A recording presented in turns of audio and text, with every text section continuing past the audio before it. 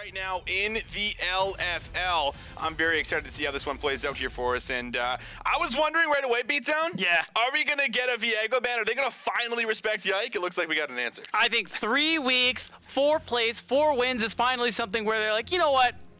This guy's pretty good at Viego. Let's just get it out of the picture. And I like it. Honestly, Yike has just been unreal, electric lights out, however you want to describe it on this pick. So it's something you just got to respect and get rid of. Ragnar, don't tease me like that. We're not going to see that. This is a flexible top laner, but there's no way we're actually going to see that Rengar come through. You got to imagine it's going to be something like the Jinx, potentially the Corki, which I think for the first time today has made it through the draft. Yeah, it has made it through the draft, and I feel like that's perfect for Ica here, coming in for another week. He's been strong on these picks, specifically the Corki in the past, and we just know it's been banned out because of the package that's been coming into play and how it's been saved for the neutral objectives mainly on the map. Right, it's just so much playmaking, so much team fight setup. It's just a really strong pick overall here. And for BDSA side, I mean, Viego gone, 3 really big junglers left in the rotation between Xin, Lee Sin, and the Jarvan. Yes. So it's just going to be the, so they're going to go for Xin and the LeBlanc potentially coming through there for Chico.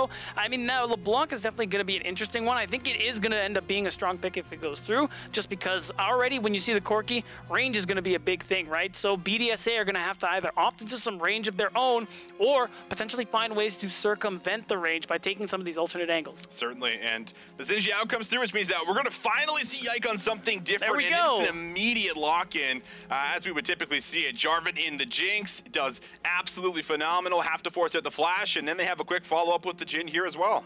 Right, and the follow-up is exactly what I want to highlight too. I mean, overall, you have range, you have setup. There's so much already here on LDLC's side that is going in their favor here. Crown Shot, I mean, we've seen him. He's done very well, especially in pressure moments in some of these matches, and I think this is going to be yet another test to see whether or not he's going to be able to do that, because already so much pressure is coming through. But look who it is, Austin. Vex, for the first time since week 1, has made it through. Yes, it finally makes it through, and we were having a big conversation about this, saying, listen, a lot of teams are willing to leave this up. We were kind of theory crafting about maybe scrims, maybe it hasn't been performing too well, so teams aren't really opting into picking it, or maybe they just have answers. So we finally do get the Vex here again in week number 3. BDSA saving something here for us overall, but now we go into phase 2 bans. I was going to say Ornn is very much up. That has really been the flavor of the week. That will be banned away here first, followed by Alulu. Yeah, we talk about range. Ornn being the longest range engage champ there is. It's just not acceptable to let that through with LDLC have already gotten for themselves here. So good ban. The Lulu makes sense as well, even though I'm not a fan of the lane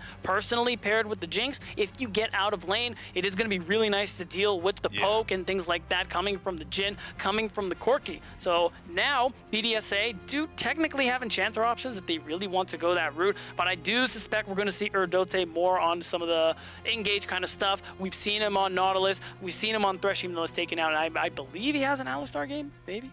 Possibly. There has been quite a few champs pulled out in the bot side so far for us, specifically in that support role. So we'll see what else gets pinched up here. LDLC, if they're going to try to pinch out another support, that is going to be the question here for them. And there's our answer. Leona also will be removed. Yeah, that makes a lot of sense. You know, you're pretty certain that BDSA are going to go support on 4, and they need some more hard engage. Vex, that kind of champion where she shouldn't be the one following up with that or starting things off with that Shadow Surge. You need someone to go in. You need someone to distract while that damage starts to come through. I think seeing the Rakan is a perfect example of that. You go with the quickness, you go with that grand entrance, and while they're dealing with the charm that is this Saiyan creature right here, Chico's going to finish him off. He sure will. And now we get a response here for LDLC. They have the Jhin already, they have the setup, but now they're going to need a tank likely up at the top side, which Ragnar has been pulling out a little bit more of. We go back to the early weeks, and he was, finding a lot of success on some of these carry top lanes, but it looks like they're not going to be putting a big meatball up there here for us, Beatdown. No. They're opting in for the Gwen.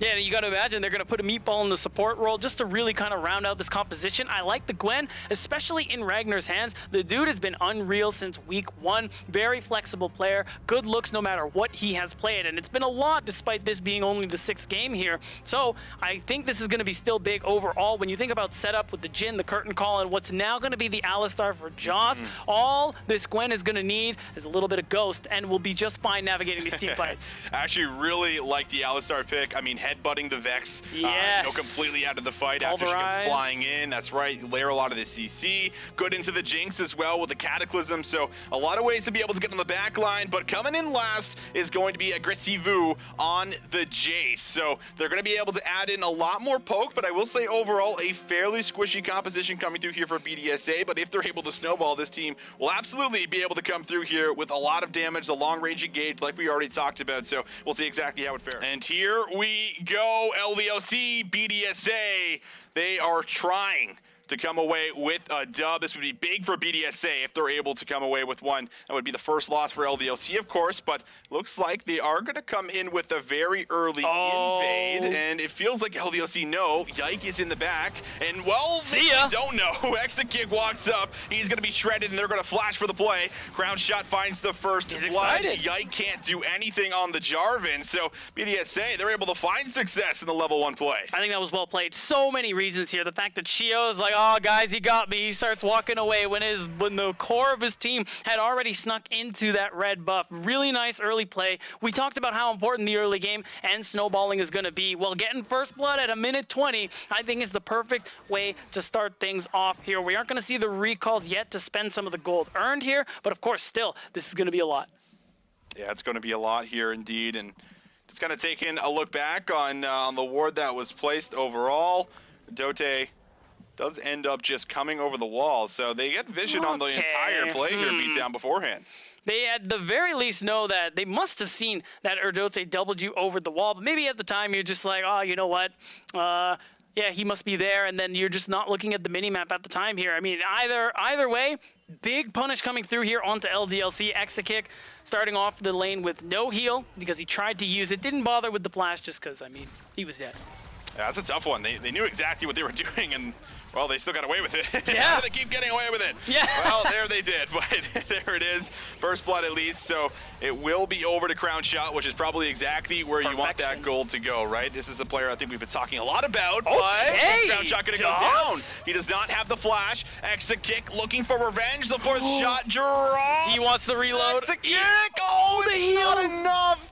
And he gets away just barely. Oh my god, where do I even start? The fact that everybody always says, oh, you know, Alistar not a champ to level 3. Doss disagrees. He wants to go for the plays. He has all the tools he needs, Austin. And Exit kick holding on to the flash does get him the opportunity to try to go for the kill. Either way, LDLC not missing a beat despite their early shortcomings here. And what can we expect from the #1 seeded team in the lead going into week 3? Oh, a lot of flare early for sure. And now some trading. A lot of eyes on Ezekiel right now in the mid lane. We want to see how this Vex is going to do. We have not seen a lot of it throughout this week in particular. Last week it was banned just about every single game. I'm pretty sure 6-0 right now in the LFL, so it's been getting a lot of work done, and that is mainly outside of the laning phase, especially when you get that level 6, able to kind of bounce from lane to lane here for yourself. But both junglers going to be able to get themselves a grab. Shio's going to start his recall down in the tri-brush, just seeing if anyone does end up walking up here and more or less just covering his bot lane as they push this in. And speaking of, Yike is looking to make some early plays here. Gonna hold that thought. Oh, the knockup lands. Aggressivu doesn't flash it in. He'll be punished. Can't trade it. So, Yike, you can take him off the Viego, but you can't stop him from making early game plays. That's right, and that's what I wanted to highlight actually when we started off before the level 1 action kicked off, Austin. These two junglers, I'm especially looking at Shio here, just because Yike, we've been singing his praises every game LDLC is here. Shio's definitely been getting some love as well, and I wondered what this matchup was going to look like early on yesterday. Yike, he just had the reads. Whatever play was being made, he was there for it. And I want to see if Shio is going to be able to at least somewhat outmatch Yike on the Jarvan in this early game here. Is Shio going to be able to find some of these early plays to try and help his laners get ahead. He's on the Xin Zhao. We know how important it is to find some of those early plays so you can get leads, kind of like Yike just did. What is Shio going to be able to do this game? That's what I'm looking at. That's what we're looking at, and you can see the vision right now on Shio actually in that top red quadrant. Yeah, they know exactly where he's going. Even when the bot play had ended up breaking it around count shot, they actually did a question mark ping on the blue buff when he was on it. So they've been tracking him throughout this entire early game, which makes it, of course, very difficult to surprise your opponent. But talking about surprises, Zico, not allowed to ward here, does have the flash, and he's going to invest it, but, I mean, he's definitely going to be dead in this situation. Just a matter who gets it, and Ica is going to be able to grab it. Wow, and just like that, one good play for BDSA and LDLC respond with 2. Austin Yike so very active in the early game like we expected, and just what a great play and a great read coming through from DOS. You know Zico is going to have the push on this Vex early on. You know this around the time you're going to see your enemy mid laner who has push try and make a play for some early vision on that Raptor camp. And what do, Austin? They punish it.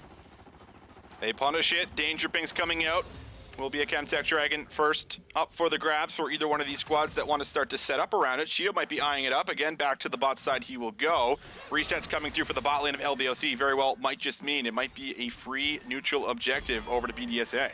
And I mean, a lot of things, what was said on the desk and how we talk about LDLC overall is that how calculated they can be here. They're clearly very comfortable with the fact that this dragon is going through. They are fine letting it go. Yike is going to continue farming things off and could very well make a play onto Aggressivu in the top lane. I mean, we talked about it. It's true. Jace, once he gets the 2 items, is still really useful no matter how bad he does in lane, but delaying it, I think, is going to be the really nice thing here. And with that nice little chunk from Ragnar, Aggressivu might have to be careful because he knows his jungler just showed on map. Well, Dragon is secured. Shio also going to grab the Scuttle Crab to be fairly close to the level 6 here, I would have to imagine. Wants to cover his bot lane, so he'll back down here in the river. LDLC's bot lane gets back to the lane, and DOS is threatening a potential engage as both of them going to be kind of just dancing on this knife's edge, especially with Exakick's flash still not available, and neither will DOS. So both of them still waiting for the cooldowns to be back up and available. Ica picking up this kill is going to make his laning phase there a little bit easier up against Zico, who no longer has his flash available. So a lot of summoners down. Ragnar getting all the push going into the top lane here. Aggressivu has not really got too much of the attention here thus far, but Shio is now going to maybe be able to make an appearance as he's on the Cruds. Still, though, even if he does, Ragnar is going to go for the recall. The shove means maybe he won't have to commit the TP and just walk his way back to lane. Or he could just TP his way back, since realistically, where else is he going to use it aside from defending a dive before that 14-minute mark? I mean, overall, LDLC really proactive in this early game. It's what we expect, and it's what we also wanted to see from BDSA. Like, this is technically the toughest matchup yet for both of these teams here, and I want to know how BDSA are going to try and make something happen here. Like, again, I'm looking to Shio. Now he has the level 6. Now the Crescent Guard is available, and with Erdote showing up in the mid lane, starting to sync up with his jungler, I want to see some activity. Yike's going to move in. Shio might actually look for some of that activity, and you can even see Erdote decides to come back. So they are just hovering all around Zico right now, expecting a play just because he doesn't have this flash. They do not want him to have a second death right now. So they're going to continue to fight over vision. Yike and Shio is going to flex the muscles back and forth. Are you kidding me? Yike pulls the trigger. Erdote is here. He's going to be able to move in with the shielding. So Yike uses the ultimate, but Shio gets out scot-free. I'm wondering if Yike is hoping he can force the Crescent Guard out of Shio. It means he won't have that playmaking potential for when this Herald spawns. And because Shio holds on to it, because his support shows his mid laner is moving up, BDSA, they get first dibs at the Rift Herald, and LDLC either biding their time for the rest of the team to show up here, or they're potentially just going to let this one go, as Yike is just going to go ahead and farm up his Gromp. Yeah, so much attention here. Erdote is still in the mid lane. And it's funny, we talk about that a lot in the LFL beatdown, where it does feel like oftentimes supports are just right there with their mid laners, and well, this is why, especially when you got Rift Herald fights, and it will be in contention for both of these squads, but a reset's coming through for Ica. He doesn't have the teleport, so I have to imagine LDLC are going to give this up unless Yike can play for a steal. Potentially. They've zoned out Aggressivu pretty well. It's pretty low. I think they're out of chances now. LDLC, yeah, just got to walk away. That's the classic. We're going to stare you down while yeah. you do this, right? I really thought, too. I was like, oh, my God, is this going to happen, Austin? Are they going to make that play? No, maybe hoping that A-Cup, because you do get that move speed when you pick up the package, could get back in time. But he didn't. You still have package for a bit. Maybe he can look to roam and make something happen. But for the moment here, it's not going to help. BDSA get Rift Herald. And now I'm looking to see a dive come through. Maybe you drop it in the mid lane. Maybe you drop it bot lane. Get some more turret plates, more gold into Crown Shot, who we keep highlighting. And that's BDSA's way to kind of continue that early game success that we saw at minute 1.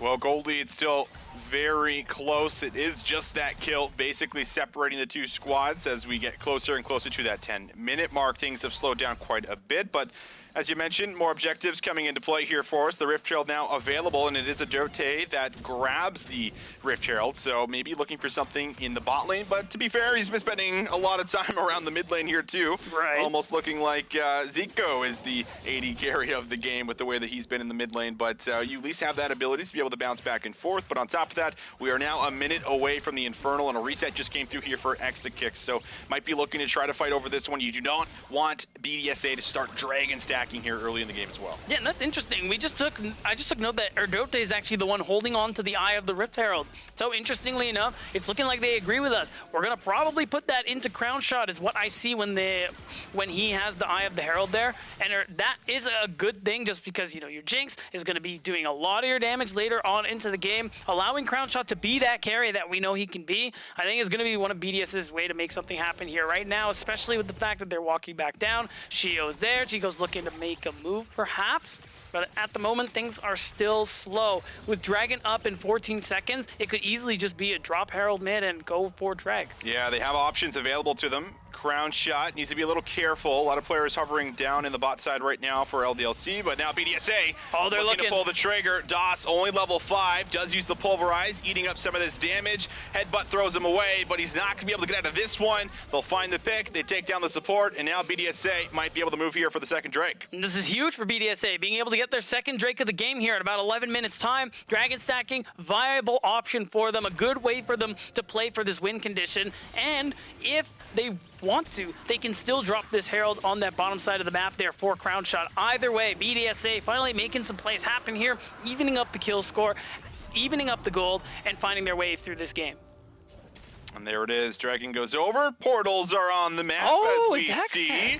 And yeah, we don't get too many of these souls, Hextech souls, but I'm always a big fan of it, and it does change up the dynamic of the game a little bit with timings, right? Yeah. Where not only can you, of course, use the portals to get around for flanks, but you can also, you know, get out of base a little bit faster here and be able to get on the rift. But let's go into the top lane. Aggressivu in a lot of trouble. Yike's gonna take one more tower shot, but the Triumph will keep him safe, and they'll find yet another play here on the top laner of BDSA. Now, and that's the second time we're seeing LDLC kind of focus on this top side of the map here instead of setting up for Dragon here. And right now, we are seeing the Rift Herald drop at the moment, and there's the play. Well, that's a really quick move there from Adote, and now it's going to be DOS who drops again. Doesn't have the ultimate still. There's the Shadow Surge. Wow. That's a perfectly executed dive. No one goes down, and they get the tower. It couldn't be better there for BDSA. Very well executed. A lot of gold in their favor. And now Yike, though, might have a move onto Adote. Maybe just trying to pressure him out here. Overall, BDSA, Shelly actually, crucially, is going to be able to charge that second turret too. It's a lot of damage,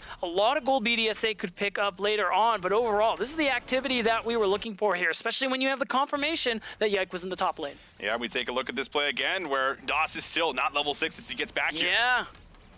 And the thing, too, is that because he doesn't have that Unbreakable Will, he doesn't have the damage reduction it comes with, this fight could look very different if he has that available to him here. But besides that, excellent juggling of the turret aggro so that nobody ends up falling. No trades come through. LDLC only lose out. Playing through Crown Shot, something we've seen in the past. A little bit. And now he's got the Gale Force completed. You take a look at the overall gold charts here throughout this game, and BDSA starting to take a little bit of control for themselves, looking at over 1,000 gold in their pockets now, ahead over LDLC. But we know LDLC, it's a team that has fallen behind in the past, and we now know never to count them out because we go back to Gamers Origin and they were like 6K down. Yeah. Still work themselves back in the game. So despite the at least slow start to the early stages and ground shot snowballing. Still expect big things to happen here for LDLC as we're 14 minutes in, and that also means that we're going to have TPs unleashed now. So what we're seeing now with this early game and how things end up playing out, LDLC, they've invested a lot into Ragnar in the top lane. He's playing the carry, he's playing the Gwen, so it's a good call. Ultimately, he can do a lot of damage as we get later on into the game when we see that second, third item come through. And what did it cost them? One, it was that bot dive, and two, it's 2 dragons here, and we have the new Hextech dragon being the sole confirmed that BDSA are playing for. And now 2 minutes till dragon number 3. LDLC, they have to show us if that play ends up being worth it. Now we're at a point where unleashed TPs are here. Ragnar can keep side laning until this next dragon pops up. Actually, he might not even have it in time, so he has to show up for this fight and show us the gold and commitment was worth it here. Otherwise, BDSA gets sole point. Wow, the rotations right now from BDSA, they are looking clean. And now a second tower will end up going down. The push can't really continue in the top side, but you did see Ragnar at least take that tower down. And I mean, a huge amount of this gold, and I mean a huge amount of the resources in general, have been funneled into Ragnar, which is one of the standout top laners that we do have here in the league. But they need to continue to try to grow this lead, at least through Ragnar, or see if he might be able to start bringing some more gold into his teammates' pockets. Now LDLC, they're going to hard commit to this top side of the map. Play for this Ripped Herald. And I like this move partially because you're moving Ragnar to the bottom side. You know he's not going to have TP in time for the dragon. Sure. So you want him clearing and pushing this bottom wave. So in this 2 steps, LDLC get them this Ripped Herald. It's something they can use to threaten that mid turret right in time for this next dragon to spawn. And as long as that play works out, LDLC, they will delay the soul. They will delay BDSA's attempted snowball that we've been seeing them play for here. Because now you see Shio, he's going to start pathing his way down as well. Agressivu is back off of a teleport, taking the newly acquired Hex Gates here on the Summoner's Rift. And BDSA, LDLC, they're both fighting for this last dragon, or this third dragon. Yeah, this is a big one for LDLC. I mean, you get a third dragon around that 17-minute mark here. Yeah. Like, that's a really early soul that could come through after 20 minutes. So this will be a big fight for LDLC, and they're not necessarily in the best position to be able to win it. You're looking at, of course, Exekick, who is going to be slightly behind Crown Shot, has that last Whisper to be able to deal a little bit more damage here to DOS, Yike, even Ragnar. But you called it. That's the package play. This is what we always expect. Save the package for the neutral objectives, for the big team fights, and now the dragon has spawned. At this point, it doesn't get any bigger than this. Austineka's gonna have to go big. We've seen him play good. We've seen all of LDLC play well. Will BDSA continue to put them on the back foot? That is what we're looking to see here. So it's looking like the Herald gets dropped, but they know Agressivu is there. Ragnar could potentially move up as LDLC looks for the fight. Not sure if Yike meant to start it there with the first flag, but he will start it now, and Ika is going to make a move here on Agressivu, but he actually gets chunked out pretty hard. No longer has that shield bow proc either, making things a little bit more difficult. Yike, can he play for the 50-50, 3k HP? Instead, they're going to turn on to DOS, but DOS re-engages on Shio. Shio has to use the Caressing Carve in the back line. Zico has went in. Shio, though, the first one to drop here in the fight. Ragnar going rogue in the back line. Look at the damage! He takes down Crown Shot 2. It's a double for Ragnar. Dragon resets. Ika gets out with a sliver of HP, but LDLC not confident to go for the dragon just yet. Well, there's so many pink wards. Ragnar knows he might be in a bit of trouble here. Has to drop the W and the skip and slash there. Though ultimately LDLC, they managed to hold it down in a tough situation here. Aka goes for the dive. I think a little mistimed with Ragnar, loses a lot of HP, but ultimately LDLC kind of take this one to a stalemate here. But double TPs coming through. They are committing to this dragon because it's so important to them. And we're seeing the red going pings coming through. I think that's 2 TPs going mid as well, Austin, but they might be too little too late. Might be too little too late here. BDSA though. Gio here for the smite, and Yike, can he get over the wall in time? Yike no, he can't! But he can't get it. Gio secures it, and now it's another fight. Stuck inside the pit is going to be LDLC, and BDSA, they get to feast. It's looking like a Christmas dinner. They'll take down a few more members, get the dragon, and now they are on soul point. Big smite coming through from Shio, not letting Yike win the 50-50 means they are at soul point. They are in a great position to continue snowballing this game. Now they're up 4,000 gold, and you can just see how good the team fight is, and I'm glad we're getting a replay of the earlier fight here. You could see it. Aka was hoping he could get some chunk damage, hoping he could do something to Agressivu, and that gives BDSA BDSA the go signal, the green light to go ahead and start this dragon. And because Aka can't actually participate, it is largely a 4 versus 5. And when Chico gets in here, it's pretty much done and dusted. Yeah, I mean, Zico gets to do so much zoning, stops a lot of the members from LDLC from getting in the fight, but while that happens, Ragnar is allowed to just go completely off on the back line right. in Beatdown.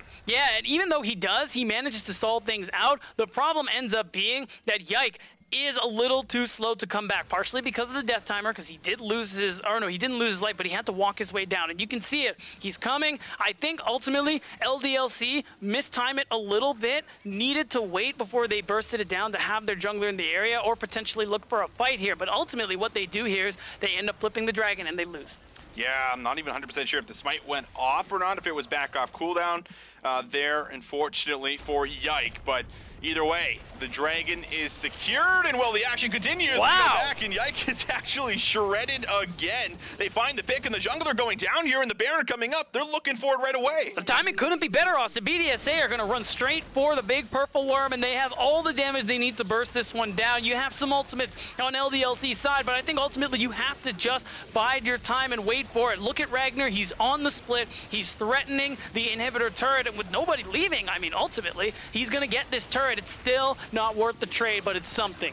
It is something. Ragnar, like you mentioned, just doesn't have the TP to get here to try and look for a 4v5. So the Baron comes down. BDSA are going to secure it. Unfortunately, it will not be the inhibitor tower that falls, but LDLC, they might be able to take the mid lane tower, but now they're looking at about 4,000 gold down here or so, a little bit under. However, this is going to be a great spot for BDSA. They're in the driver's seat. They got now 2 item power spikes coming through for a lot of their members, and they're back out on the map here with the Baron buff. We talk about how clean and precise LDLC tend to be. You could say the very same things about BDSA, and it's showing in the game that they're playing here, Austin. They have a very strong lead at the moment, and not only that, with this Baron buff, they can continue to further it. There's still plenty of outer turrets that they can do. There's still plenty of lanes that they can affect because of it here, and they don't even necessarily have to go for the 5v5 just yet. It's just these hit-and-run plays like the one we saw onto Yike earlier here, or Dote being so mobile as the Rakan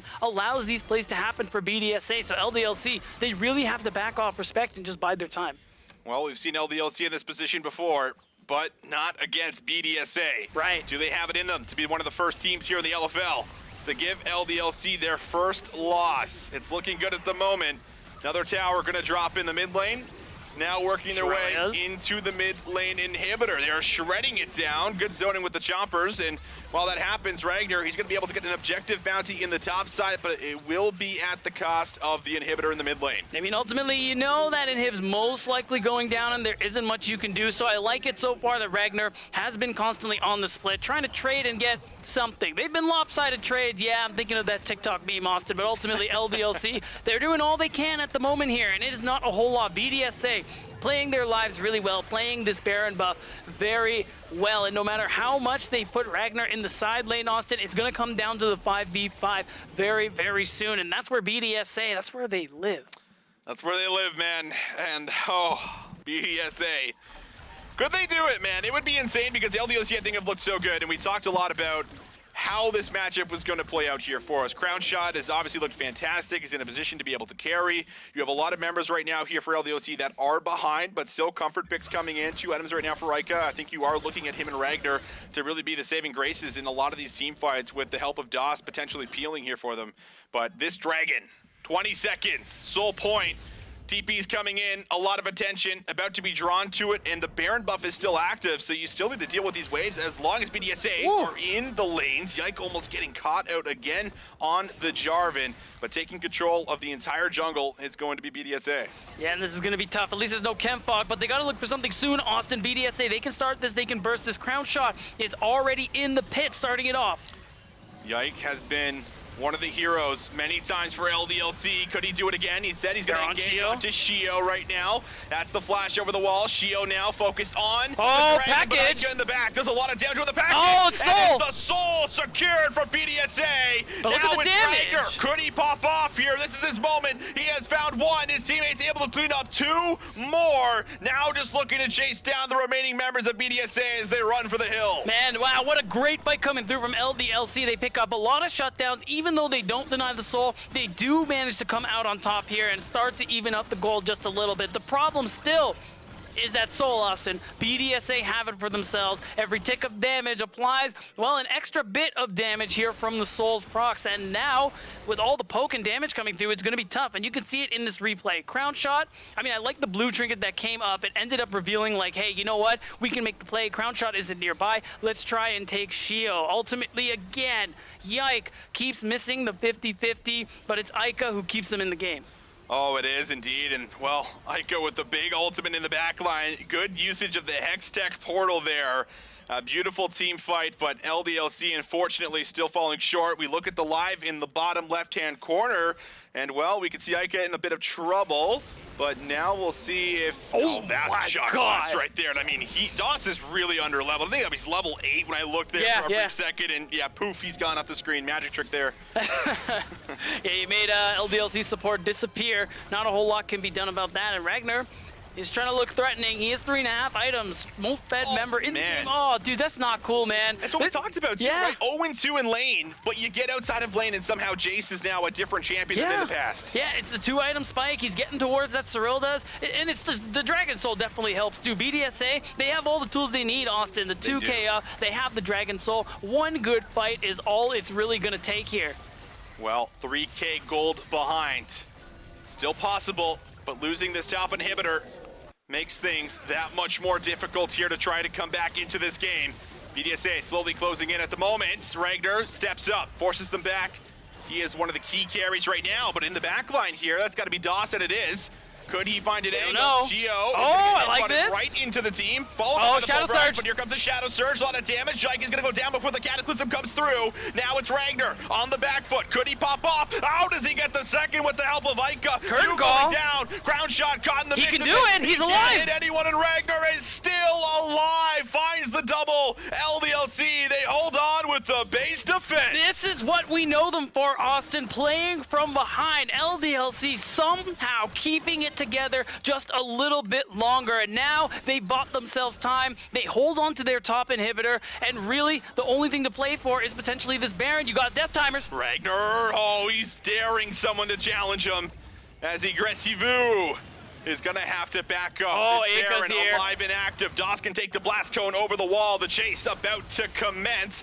They just need to get on to him. They got him. Flash available. Doss is there. Deadly Flourish is lined up for the kill. LDLC, they get a pick on the top laner. That's a lot of poke. That's a lot of damage out of the picture for a good amount of time, Austin. LDLC, they can go ahead and start the Baron here. You can see it. Doss is running interference, rather, but you got to do something about Shio. He's won every 50-50 so far, Austin. He's so good at stealing, Drew. Oh, they don't do it. Over the wall. They get the objective bounty. They'll now try to slip away. BDSA, I don't think they can close the gap, and somehow, some way, LDLC always find ways back into the game beatdown. And they're looking at it. 2 minutes till their final way back into this one, and it's going to start here. Really nice use of the Hex portal there from Doss to be able to get the pick off on Shio. You managed to get all this damage, force the ultimates, and look at Ragnar's health here. He's doing all this DPS. He's still holding on. He's still healing up, and buying some time for cooldowns with the Zhonya's helps that much more. You add that with the curtain call coming through. Ragnar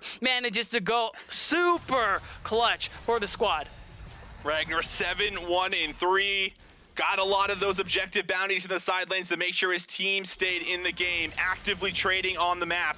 And now that gold lead, they were down 3,000. They have taken control. 1.5K here ahead for LDLC, and now we're about a minute and a half away from the Elder. But while that happens, this Baron buff still very much active. That's but right. You can see them playing safe, making sure that they're not giving away their lives. They know that there is still a lot of damage to offer here. There's a lot of pick potential with this Vex, with this Rakan, so everyone really buddying up at the moment. Yeah, they understand that BDSA are still very strong with the soul in their hands here, so they're being very careful. They're sending Ragnar to the side lane because, just like you said, still going to have Baron for up to when this dragon spawns, so they're going to shove out these waves as much as they can to see if they can get somebody to answer it. Aggressivu does have teleport, so getting him into the sideline, especially in the 1v1, could help Ragnar a lot, or at the very least, getting this brief 5v4 if you can force him to have to answer.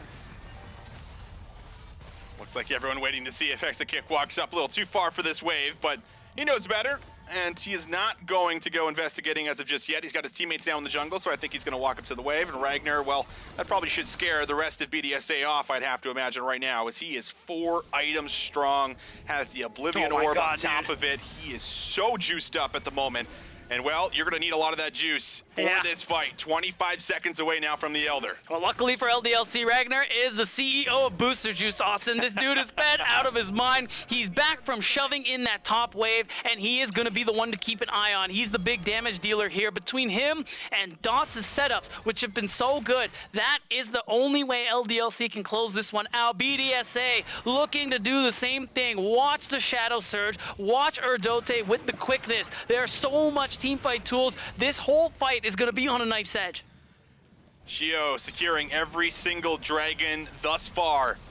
Ica in the back line. Have to imagine that means that a package should be in play. BDSA zoned away from it so far. And wait, Crown Shot is far away? Yeah, you can look in the top lane right now. I mean, Crown Shot's not here. You can see the same with Zika. They are conceding the Elder Dragon. I don't understand what I'm seeing here. Now we're TPing top lane. They're looking for the end. And Austin. Oh, no. All right, that's the TP out. Aggressivu does get away. Erdote as well. Ragnar's going searching, but it doesn't look like they're going to be able to find him. However, you have the Elder. You don't have the Baron anymore, but all of this damage, all of this scaling, now going to be heightened. I am at a loss for words, Austin. LDLC managed to just easily pick up the strongest buff League of Legends has at the moment here, and they could use it to end the game. We're 30 minutes in. Spawn timers will be long enough. No package to speak of for Aka, but we're looking at DOS. Again, he still has the Unbreakable, but still has a lot of CC to put in. Aggressivu. A lot of damage there with the Shock Blast. That's like more than 50% of the health there. Rocket comes in, but easily blocked up from Yike. So it is going to force off some recalls here.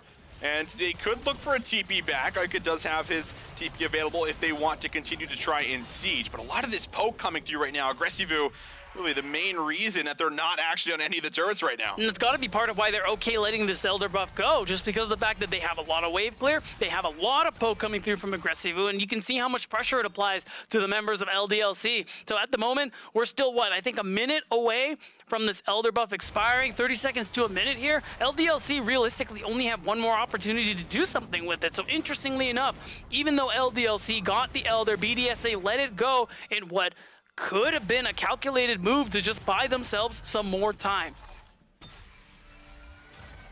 31 minutes. No real objectives until the Baron spawns again, and it looks like LDLC already starting to do some of the groundwork for that. Get some vision down here, take control of the red jungle.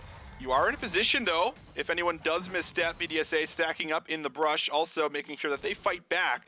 They need to be able to have eyes on this Baron once it spawns, but this double 80 carry composition with all of the front line for LDLC, and now even a gold lead that's starting to grow more and more.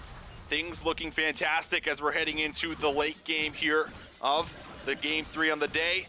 And now Ragnar also, he could opt in for a couple of different options if he wants. He's opted actually into a double stopwatch basically here. So he's going to be very difficult to deal with as long as he times them correctly, Beatdown, for the next fight. That's right. I mean, double stasis is going to be a really big deal here. Being able to, wait out some of your cooldowns, be able to dodge some really important abilities. Crown Shot has to flash away. Cataclysm's used, and now I think they want to disengage, but could they look for a re-engage? A lot of damage. Ica is forced out of the fight. Shio goes forward. Oh, that's one a good stopwatch. Now no ultimate available for the Vex. Oh, he can't do it! It's going to be the big shutdown. Ragnar can't get himself out of harm's way. Oh, that's a kick! Snipe comes through in the back line from Exakick. So they're going to get one back. It is going to be the top laner for the support, and now the Baron still only going to be up here in about a minute. Or actually, the timer in the top right, I guess, is wrong. Baron is live. Okay, I think we got to go for it. Yeah, we got definitely a bit of a lopsided trade here. LDLC definitely on the back end. Yike, your team's 5-0. Can you steal this Baron? You lost all the 50-50s. What about now? What about now? What about now? Yike! Oh, too slow! He can't get it. And now Yike, will he be able to look for a re-engage? BDSA, they simply want to try to back away. Ike in the mid lane. Damage. DOS is going to eat up a bit of damage. but he's going to be okay. Yike thinking about a re-engage, but doesn't go in. No Cataclysm. Slow chase. Will they try to find another angle? Oh, Aika, he could look for a flank play, but Crown Shot as well as Erdote, they are back up and ready to group with their team. There's a flash. Another flash. Yo, now looking for the turn. Yeah, oh my god! Big Mega Death Rocket, and now Extra Kick in the back line. Might just drop as well. The #1 team in the LFL falling to pieces late in the game. They chase too far, and BDSA will punish them. They still have 2 members left, Austin, and no waves to speak of. BDSA do win the fight, do find themselves in control, but it's going to take a few minutes for them to close things out just yet. We're at 34 minutes. We're at 40 to 50 second spawn timers, but all the wave control that LDLC have been doing is keeping them in this game. Exactly what you're seeing on your screen here. Always having Ragnar on the side. This Gwen, who's been so strong and impossible to duel, impossible to take down without a lopsided presence, which is what LDLC wanted. Because of that, BDSA, they just have to let their waves get pushed in. Oh, this is exactly what we expected. These two juggernauts right now beat down. They are going head to head. They are fighting. They want that win. Both of them desperately trying to get something happening here in the game. We'll see the Baron. The wave pushed all the way up into the mid inhibitor, but no one's sticking around as the respawns have come back up. Everyone now alive and active, back on the map. And this very well might come down to another Elder fight.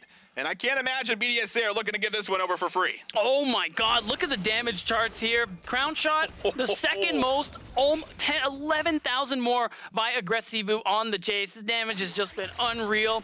Super close to full build as well. And you called it, Austin. It's going to be all about this Elder Dragon. And I mean, look what's happening here. Again, Ragnar splitting away from BDSA and where they want to be. Always trying to stack these waves so that there's something BDSA have to answer on the other side of the map. Problem is, BDSA have a lot of vision on the bottom side because of that. And it's going to be so hard for LDLC to walk forward. Aggressivu's poke, it's so strong. And you can see they know it, Austin. They're walking up and they're looking. Oh, they're looking for the big shock blasts. Aggressivu not able to land that one.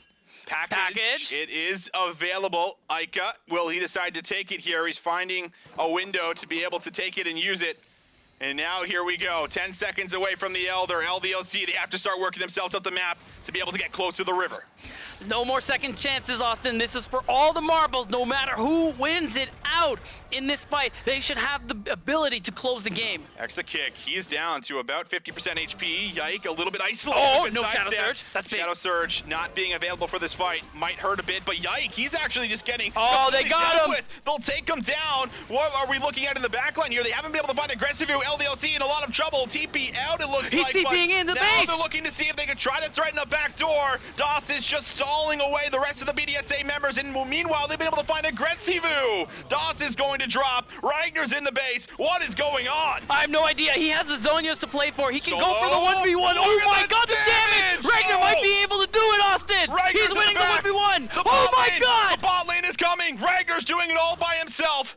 But is he going to be able to escape with his life? Oh, he canceled the Hex Might Gate. be looking to try to take this fight. He dodges out of the grand entrance. Crown Shot's got to get close. Ragnar, does he have enough healing? He goes into the stopwatch. Will they be able to live? No, he cannot. Ragnar is down. Extra kick is fighting against Shio. There's so much happening at once. But finally, the Elder, it is going to be started up from Shio. An insane split-second decision coming through from Ragnar. Austin. LDLC look to try and end the game. But what does this do? It's the whole time. Oh my god, that could have been game-ending right there. But Eiko does managed to walk away from this one, and this time it's going to be BDSA who are going to be able to pick up the Elder Dragon buff. Unless, Yike, this could be the big play. Oh, no, it's not. Yeah, can't get in there. I was thinking maybe. Maybe, you never know. You never know with the heroics from Yike. But the Elder is secured. 37 minutes in. The gold lead doesn't even matter anymore. Everyone's getting close to full build, but that Elder buff, that is certainly going to matter. That is the difference maker. I believe it was picked up before a few members respawned, but ultimately, the ones who needed it have it on the side of BDSA, Austin. The only thing really that LDLC had to speak for is, yes, everybody is full build to this point. They have supers going through mid because of the play from Ragnar taking that mid inhibitor. They have that top wave pushing. Again, we're in a similar position where, like when BDSA took the Baron, there isn't much they can do with it at the moment here. They have so much wave clear to do. At the moment, all they can really do is look to push mid. Crown Shot, he's so big right now. Yeah. Has the flash too, and that is going to be one of the key summoners you're going to have to deal with here if you're LDLC, or burst him down. Could they find the angle? That's the inhibitor going to drop. Top lane inhibitor might just end up falling as well. LDLC, no, that Elder's still active. Winning a fight right now, not going to be easy, and look at the crits. One auto here. That's about 1/4 of his HP here on Yike. This could be the game-ending fight. BDSA, could they give LDLC their very first loss? It is on the table. They're looking good. Ragnar steps up, trying to zone the way. BDSA, but they're now going to be right on the next curtain calls are open. The curtain call. Doss has found the knock-up. Cataclysm is there, but Yike is down. Yike goes into the GA. Doss, the first one to drop here in the fight. GA's across the board, but Aggressivu finds the snipe. 2 members down now for LDLC. This is big. Aka could potentially TP away if he wants to, but they're just going to continue wave clearing. It's the 1 versus 4. Ragnar is so big unto himself. Oh, he's going in. Oh, he's the damage. Oh, he's been able to take down Ardote, but it's just the support. Oh, more He damage. will drop again. It's winnable. Ika, and now Exa kick. Do they have enough? The answer is going to be no. BDSA. It goes all the way to 40 minutes, but the death timers, they are too long. The towers will ultimately fall. They just might need one more wave to get the job done. BDSA pull it out of the hat, Austin. They managed to beat LDLC, give them their first loss in LDL Spring. Doss, it's just a formality. They are going to go down. There it is, LDLC. They get their first loss here in the LFL.